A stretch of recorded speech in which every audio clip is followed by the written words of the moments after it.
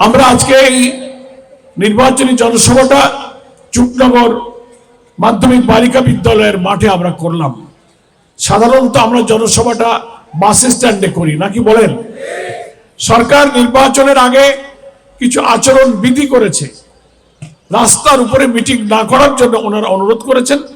ওনাদের অনুরোধে আমরা এই মাঠে এসেছি। আলহামদুলিল্লাহ, মাঠে আসাতে আমরা একটু নিরিবিলি পরিবেশে মিটিং করতে পারছি। মাগরিবের আগেই শেষ হবে ইনশাআল্লাহ, মিনিট 10 সময় হয়তো পাওয়া যাবে। আমরা সংক্ষেপে 2-4টি কথা বলবো। আপনাদের কি মনে হয় বাংলাদেশের এই আসন্ন নির্বাচনকে সামনে রেখে শুধু এই ডুমুরিয়া ফুলতলা নয়, সারা দেশের গ্রামে গঞ্জে শহরে নগরে পাড়া মহল্লায় রিক্সাওয়ালা, দিনমজুর, দোকানদার, ফেরিওয়ালা, যেখানেই জিজ্ঞাসা করা হয় আগামী নির্বাচনে আপনারা কাকে ভোট দেবেন, নির্বাচনে দেশের পরিস্থিতি কি, প্রায় সকলেই বলছেন আমরা আমাদের স্বাধীনতার পর এই 54 বছর অনেক মার্কায় ভোট দিয়েছি, আমরা এবার পরিবর্তন চাই, আমরা দাঁড়িপাল্লায় ভোট দেব। দাঁড়িপাল্লার পক্ষে এই জাগরণ, এই জোয়ার দেখে আমাদের বিএনপির বন্ধুদের মাথাটা একটু খারাপ হয়ে গেছে। আপনারা টের পাচ্ছেন তো? এত মাথা খারাপ হয়েছে। জামাত ইসলামী আর 10 দলের পুরুষদের সামনে দাঁড়াবার সাহস তাদের নেই। এখন আমাদের নারী কর্মীদের গায়ে তারা হাত তুলতেছে। দেখতেছেন তো, অন্তত 10-15 জায়গায় দাঁড়িপাল্লার পক্ষে আমাদের মা বোনেরা যখন যাচ্ছে তাদের বাধা দিচ্ছে, বোরখা খুলে নিচ্ছে। সোশ্যাল মিডিয়াতে দেখবেন, যেটা বেশি ভাইরাল হয়েছে, একজন সাদা বোরখা পরিহিতা মা দাঁড়িপাল্লার জন্য যাচ্ছেন, তাকে টেনে ধরে তার হেজাব বোরখা থেকে খুলে নেওয়া হচ্ছে। সে যখন বাধা দিচ্ছে, বিএনপির এক দুষ্কৃতকারী সন্ত্রাসী সেই মায়ের পেটে লাথি মেরেছে। বিএনপির একজন সোশ্যাল মিডিয়াতে বক্তব্য দিচ্ছে, দাঁড়িপাল্লার পক্ষে কোন মহিলারা ভোট চাইতে গেলে তাদের কাপড় খুলে রেখে দেবেন। C C C C C, মাথা কি পরিমাণ খারাপ হয়েছে! বিএনপির বন্ধুরা এত নিচে নামতে পারে যে মাদেরকে আমরা আমাদের জীবনের চেয়ে ভালোবাসি, সেই মায়ের গায়ে যদি তোমরা হাত তোলো, তার যদি বস্ত্র খুলে নিতে চাও, ক্ষমতায় যাওয়ার আগে যদি তোমরা এত নিচে নামো, ক্ষমতায় গেলে তো তোমরা সারা দেশের মানুষের কাপড় খুলে নেবা। শেরপুরের শ্রীবর্দী উপজেলা জামাত ইসলামীর সেক্রেটারি হাফেজ রেজাউল করিমকে পিটিয়ে পিটিয়ে, কুপিয়ে কুপিয়ে হত্যা করা হয়েছে। নির্বাচনের প্রাক্কালে ক্ষমতায় যাওয়ার আগে তোমরা যদি একটা দলের লোকদেরকে হত্যা করো, এই ডুমুরিয়া ফুলতলার মানুষ সাক্ষী সারা দেশে যাওয়া লাগবে না। 5ই আগস্টের পর তখন তো আর আওয়ামী লীগ ছিল না। এই চুকনগর, এই ডুমুরিয়ার দোকানে, হিন্দুদের বাড়ি ঘরে কারা চাঁদাবাজি করেছিল? 18 মাইলের গরুর হাট নিয়ে অস্ত্রবাজি করে লড়াই করেছিল। কি মনে আছে কিনা বলেন? ফলে উনারা বলেন আমাদেরকে ভোট দিলে দেশে আমরা শান্তি আনবো, দুর্নীতিমুক্ত করব। দুর্নীতির দায়ে যারা 14 বছরের সাজা হয় স্বামী স্ত্রী, হাওয়া ভবন গড়ে, তারা আবার ক্ষমতা গিয়ে দুর্নীতি কি করে মুক্ত করবে? যারা মায়েদের বুকে লাথি মারে, আমাদের কর্মীদের গুলি করে হত্যা করে, নিজেরা গুলি করে অন্তত নিজেরা 150 লোক মারা গেছে, তারা ক্ষমতায় গেলে মানুষের জীবনে নিরাপত্তা হবে না।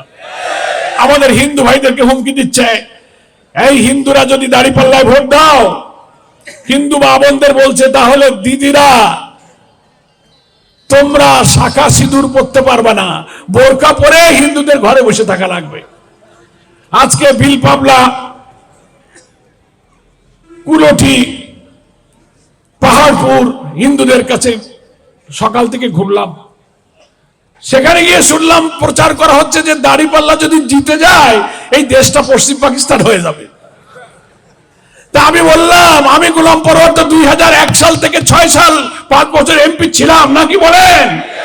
আমরা সরকারি টাকা নিয়ে প্রত্যেকটা মন্দির উন্নয়ন করেছি, ডুমুরিয়ার নাট মন্দির নির্মাণ করেছি, শ্মশান করেছি। আমার মা বোনেরা, হিন্দু ভাইরা সবাই অবাধে যার যার ধর্ম পূজা তারা পালন করেছেন। আমি মা বোনদের বললাম যে দিদিরা আমি তো এমপি ছিলাম, আপনারা কি বোরখা পরে ঘরে বসেছিলেন?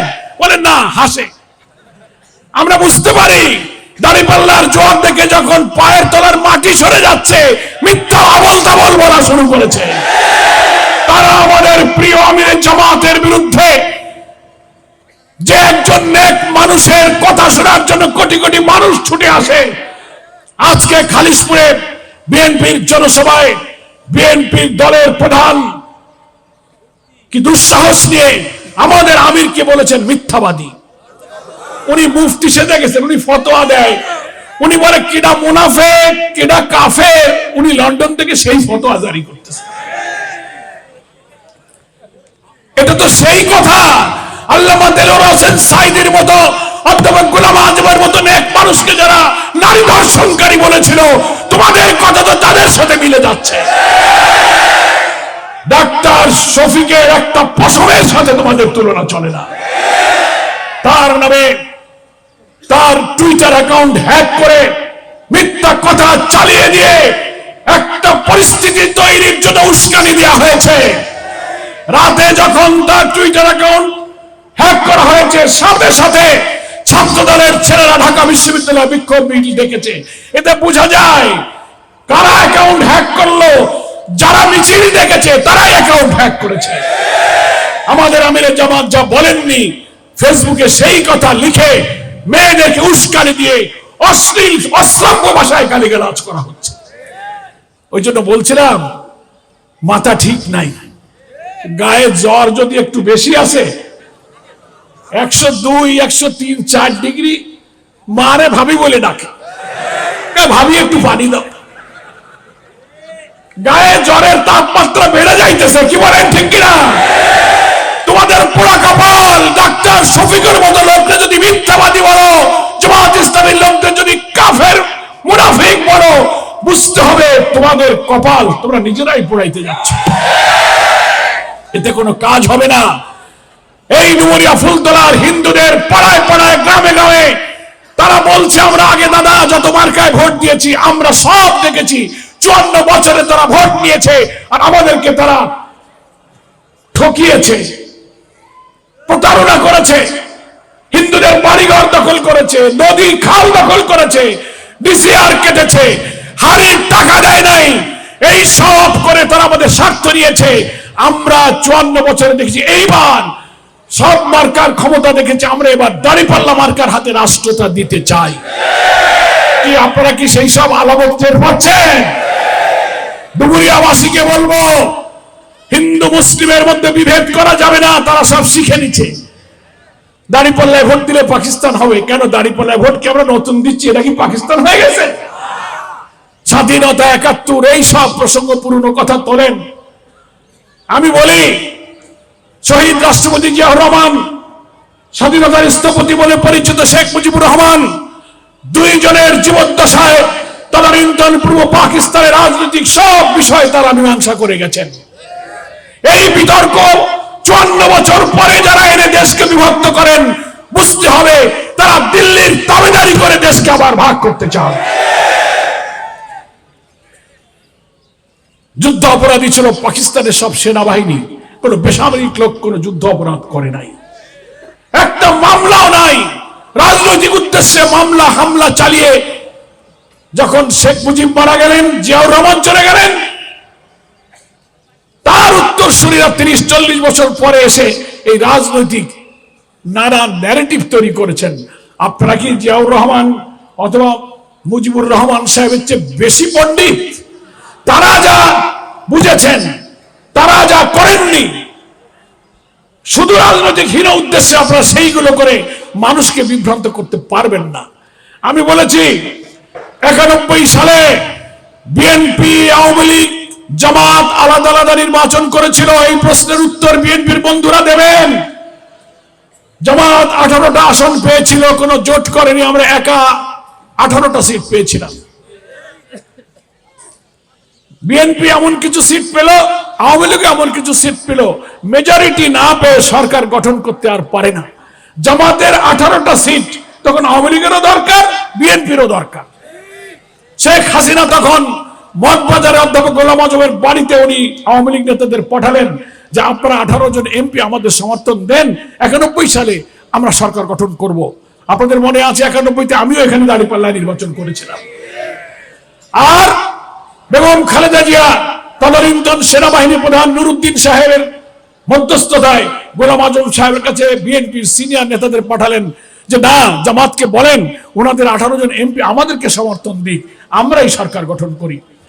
অধ্যাপক গোলাম আজমের নেতৃত্বে জামাত ইসলামী পরিস্থিতি পর্যালোচনা করে সেই দিন আমরা বিএনপিকে সরকার গঠনে সাহায্য করেছিলাম।